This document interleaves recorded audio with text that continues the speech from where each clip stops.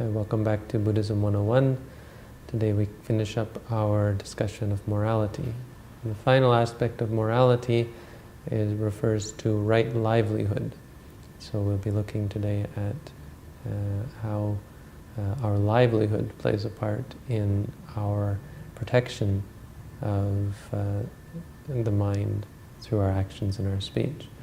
The first aspect of livelihood in regards to how it affects our meditation is the types of livelihood that will,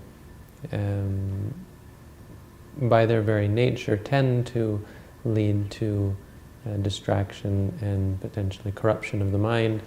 And there's 5 types of livelihood that are considered to be wrong livelihood in the sense that they affect your spiritual well-being.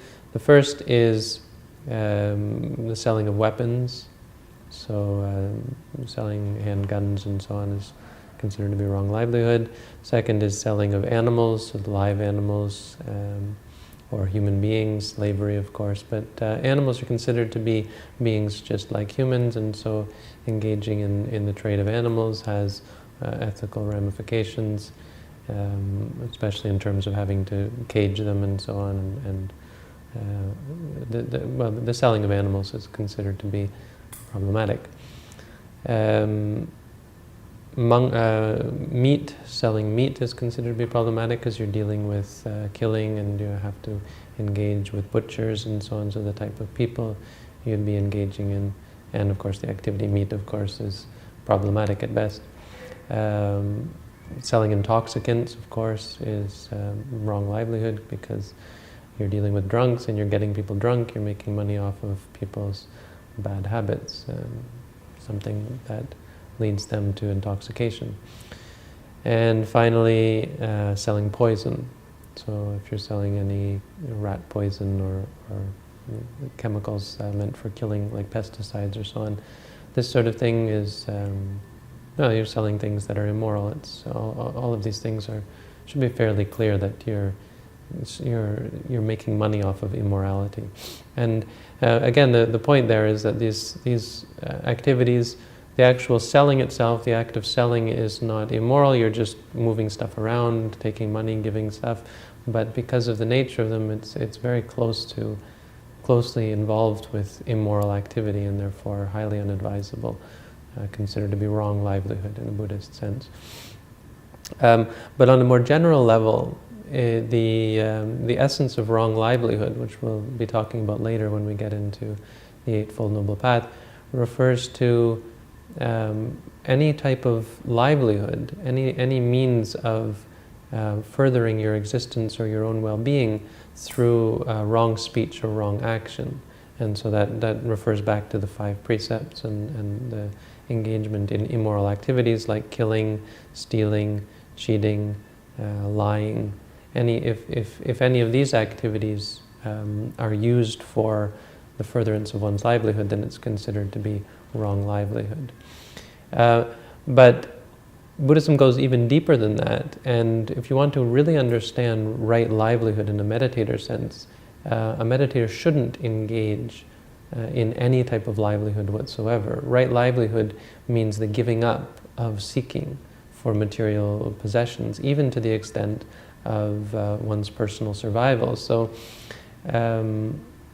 what this means is doing what you do and acting and living your life, whether it be during a meditation course or on a broader scale as a monastic, as a monk, as a recluse, by not providing or not seeking out remuneration for your actions, not doing things for the purpose of getting something in return, so not having any livelihood whatsoever. And this is how monks subsist.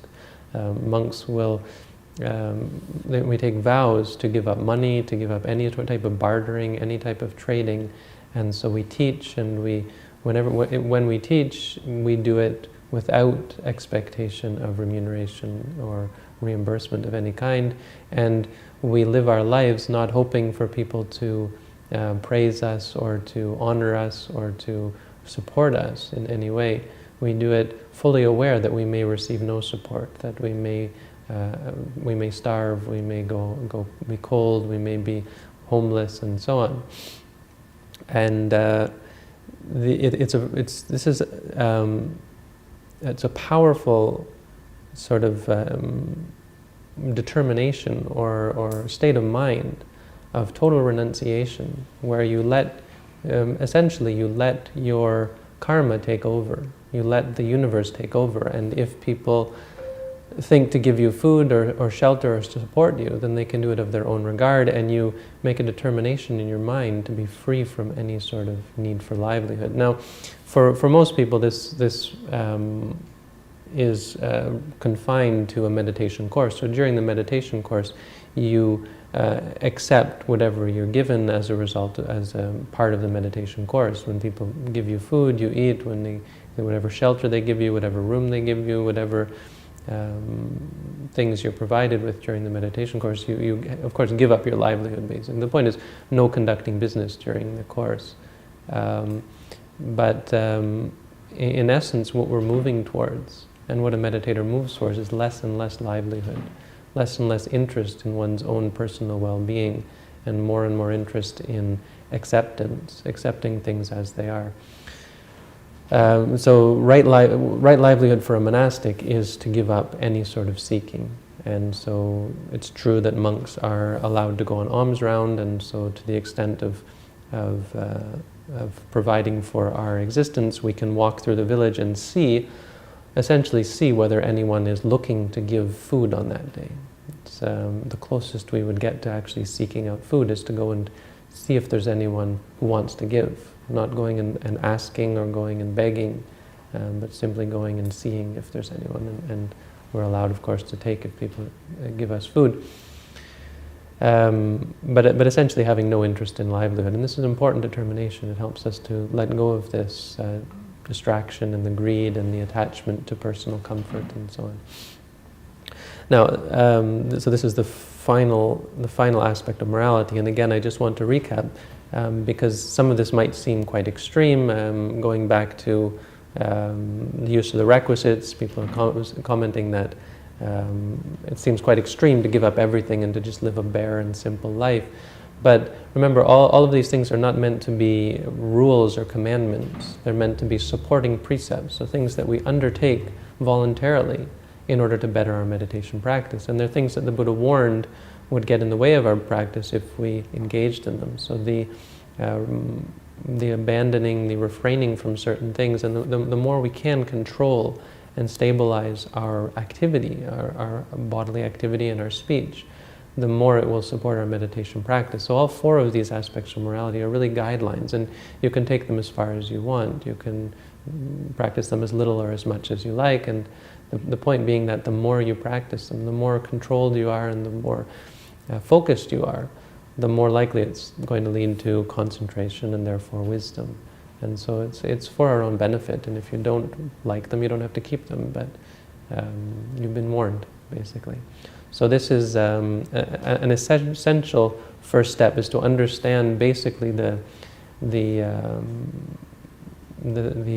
boundaries outside of which we shouldn't trespass if we want to, or sort of the realm in which we have to work in order to cultivate concentration and wisdom. And this is the realm of morality. So basic concept that's important to learn at the very outset of our practice of the Buddha's teaching. So there's another concept on our path to understand Buddhism on a basic level. Thank you for tuning in. See you next time.